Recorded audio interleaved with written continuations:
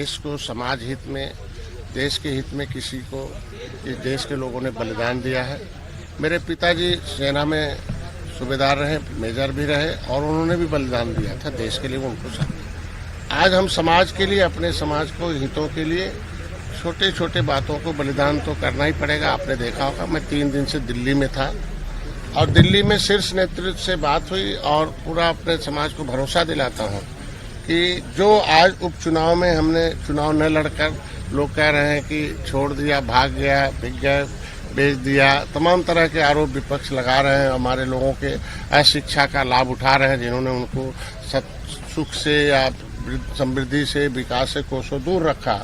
ऐसे लोग आज के दिन में कम से कम ये ट्वीट कर रहे हैं कि मेरा एक विचारधारा रहा कि हमेशा जीत चाहिए, सीट नहीं जीत चाहिए, मेरा एक विचारधारा रही और उस जीत के सहारे हम जो है समाज को कुछ दे सकते हैं। उस जीत की देन रही है कि 2017 में मैं चुनाव लड़ा था और कांग्रेस, सपा, बसपा को उत्तर प्रदेश से हटना पड़ा, सत्ता से दूर करना पड़ा। जो एक इतिहास था, ये लाओ, उनको लाओ, उनको लाओ, ये हटाओ। 2018 का भी इतिहास आपने देखा, 2019 में ऐतिहासिक जीत देखा, 2022 में ऐतिहासिक जीत देखा। उस जीत की देन है कि डॉक्टर संजय जैसा एक गांव में रहने वाला, एक नदी के किनारे, जंगल के किनारे रहने वाला व्यक्ति अपने समाज की वकालत करने का अवसर जो राष्ट्रपति तक हो, चाहे प्रधानमंत्री तक, चाहे गृह मंत्री तक हो, चाहे राष्ट्रीय अध्यक्ष हो, मुख्यमंत्री तक हो और आज के बीच में कैबिनेट में बैठकर हो। आज कम से कम इस उपचुनाव में जीत चाहिए। हम अपने को सौभाग्यशाली हूं कि कम से कम हमारे इस मंत्र को विपक्ष के लोग भी ट्वीट कर रहे हैं कि नहीं, जीत चाहिए, सीट नहीं चाहिए। तो अगर देश की कांग्रेस उत्तर प्रदेश में, जो देश की बड़ी पार्टी रही कभी, आज भी विपक्ष के रूप में, पार्टी के रूप में है, वो भी कह रही है कि नहीं, हमें जीत चाहिए, सीट नहीं चाहिए। तो मैं तो एक त्रेता में भगवान राम के निषाद राज का एक वंशज हूँ, जो किस तरीके से गले लगाया था, उस रावण पर जीत प्राप्त करने के लिए उन्होंने अपने को, आपने देखा होगा, सेना भी दिया था, गंगा पार करके जीत भी दिया था और जीत लेने के बाद आप देखो सुख का राज आया था। तो सुख, शांति चाहिए, फिर से निषादों का हक चाहिए, उसके लिए हम जीत के लिए आए हैं। हमने भी दिल्ली में बैठक हुई और मैंने उनसे बता दिया कि जीत के लिए एक ही है कि हमारे समाज के लोग जो है एक तरीके से थोड़ा गुस्से में है। उनका एक कांग्रेस ने, सपा, बसपा ने इनके आरक्षण के मुद्दे को लटकाए रखा और हम लोग भी आए और यहाँ भी अभी तो केंद्र राज्य में सरकार है, यहाँ नहीं हुआ। मैं बधाई दूंगा राष्ट्रीय अध्यक्ष को, उन्होंने कहा, तो मैंने उनको याद दिलाया कि आपने कहा था बड़े बड़े जो काम है, धारा 370 और जो है राम मंदिर है, ये काम हो जाने के बाद, राष्ट्रीय काम हो जाने के बाद जो अर्थव्यवस्था का, हम लोग निश्चित रूप से विचार करें। मैंने उन्हें याद दिलाया कि आप 10% अगर हम पक्षधर है कि अपर कास्ट के जो कमजोर वर्ग है उन्हें दे दिया, तो हम सताए हुए लोग हैं अंग्रेज मुगलों के, पिछली सरकारों के, इनके भी आरक्षण दिल्ली के गजट में हम अनुसूचित हैं। रामचरित्र निषाद को आपने लाके मछली शहर लड़ाया था, तो उत्तर प्रदेश के गजट में हमें ओबीसी में डालकर इन पिछली सरकारों ने हमारे साथ अन्याय किया है। हमारे लोग न्याय के लिए, हमारे माननीय योगी जी आवाज उठाते रहे, वो वीडियो चल रहे हैं, तमाम विपक्ष उसको ट्रोल कराता है कि हमको छोड़कर आप आरक्षण के लिए गए थे, तो अब क्या हुआ आरक्षण का, तो उस पर हमारे समाज के लोग पीडीए का हिस्सा बन जाते हैं थोड़ा बहुत कहीं। इसकी वजह से आप देखो पिछली बार आंशिक सफलता मिल गई 2022 में। तो मैं इतना चाहूंगा कि आज के दिन में जो बातें हुई हैं कि हमारे इस आरक्षण के मुद्दे पर पहल होगा, बैठक होगी दीपावली बाद। दूसरा, हमारे लोगों पर मुकदमे थे, हमारे लोग समायोजन है। जीत के लिए जितना भी हो सकता है हम खुले मन से भारतीय जनता पार्टी का समर्थन करते हैं। हमारे एक एक कार्यकर्ताओं की कोर कमेटी की बैठक हुई है कि नहीं, हम भारतीय जनता पार्टी को जिताने के लिए, और जो भी प्रत्याशी एनडीए का है वो हम, भारतीय जनता पार्टी कमल नहीं है बल्कि उसमें भोजन भरी थाली भी है, ये देखकर हमारे लोग, हमारे कार्यकर्ता वोट दबाएंगे और अपनी समस्याओं का समाधान कराएंगे और देश में एक अलग से एक उत्तर प्रदेश जो पहचान है, उत्तर प्रदेश सर्वोत्तम प्रदेश बने, इसके लिए हम लोग आए हैं। हमारे मिशन का कार्य है और मैं, हमारे अभिभावक स्वरूप हमारे पुराने साथी रहे हैं पाठक जी हैं और मैं धन्यवाद दूंगा इनको कि कम से कम समय समय पर हमारी आवाज को दिल्ली तक हर जगह टेबल पर पहुंचाते रहते हैं। और मैं आज सौभाग्य हूं कि हमारे बीच में आप आए हैं। कम से कम हम दोनों के गठबंधन पहले त्रेता में भी मजबूत रहे, आज भी हैं, कल भी रहेंगे और हमेशा के लिए रहेंगे। 2 सीटें आपके द्वारा मांगी गई थी, लेकिन परिस्थितियां होती हैं कि जब देश की जनता अब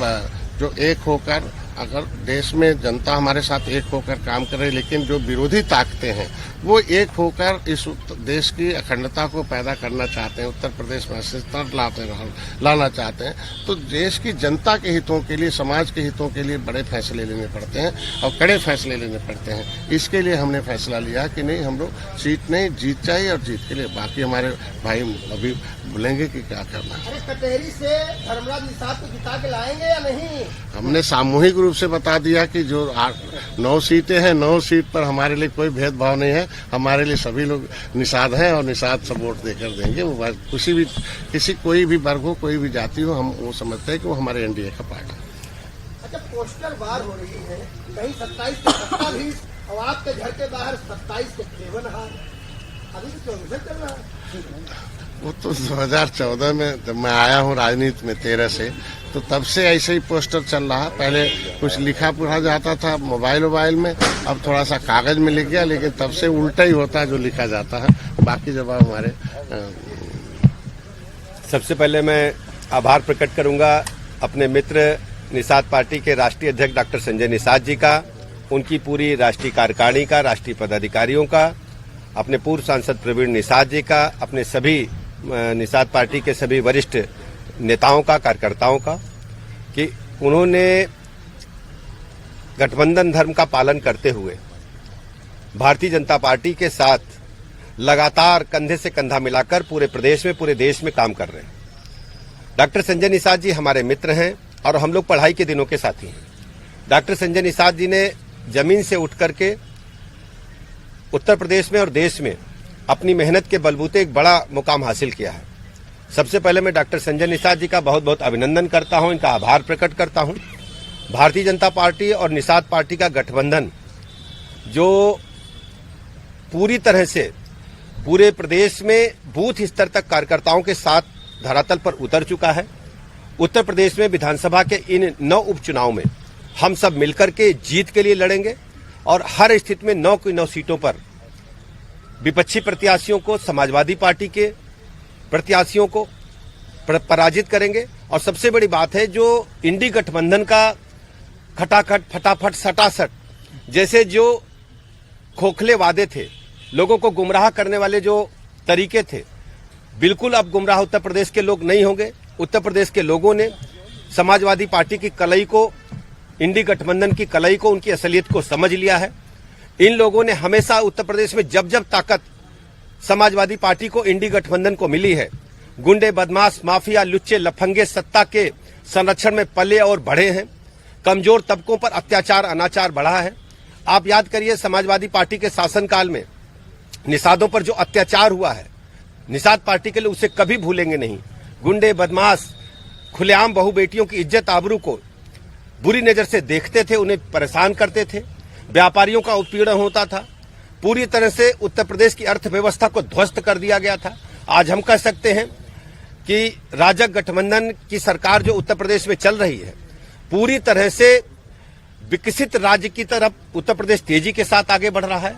सर्वाधिक एक्सप्रेसवेज हैं। अब बिजली के मामले में आप देखेंगे कि हम आज 30,000 मेगावाट से अधिक बिजली प्रतिदिन कंज्यूम कर रहे हैं।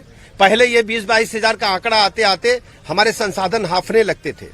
बेसिक शिक्षा के स्कूल हों, चाहे उच्च शिक्षा माध्यमिक शिक्षा के स्कूल हों, चाहे स्वास्थ्य सेवाएं हों, औद्योगिक निवेश के क्षेत्र में उत्तर प्रदेश राज्य ने पूरे राष्ट्र के सभी राज्यों को पीछे छोड़कर धीरे धीरे नंबर 1 राज्य की ओर आगे बढ़ना प्रारंभ किया है। बड़े बड़े उद्योगपतियों का मुकाम अब उत्तर प्रदेश हो रहा है। उत्तर प्रदेश तेजी के साथ पूरे राष्ट्र में नंबर 1 की तरफ आगे बढ़ रहा है। उत्तर प्रदेश की जनता भारतीय जनता पार्टी को, माननीय प्रधानमंत्री नरेंद्र मोदी जी के मार्गदर्शन में, उनके नेतृत्व में अपना आशीर्वाद प्रदान करती है। और उत्तर प्रदेश सरकार में आदरणीय मुख्यमंत्री योगी जी के नेतृत्व में कानून व्यवस्था से लेकर इंफ्रास्ट्रक्चर लेकर आमूल चूल परिवर्तन सत्ता के बाद से अब तक हो चुका है। हम सब, चाहे हमारे निषाद पार्टी के राष्ट्रीय अध्यक्ष जी हों, हमारे सुभाषपा के राष्ट्रीय अध्यक्ष डॉक्टर ओम प्रकाश राजभर जी हों, और हमारे जो अपना दल के राष्ट्रीय अध्यक्ष आदरणीय अनुप्रिया पटेल जी हैं, हम सब अपने भारतीय जनता पार्टी के गठबंधन के साथी मिलजुल करके चुनाव लड़ेंगे।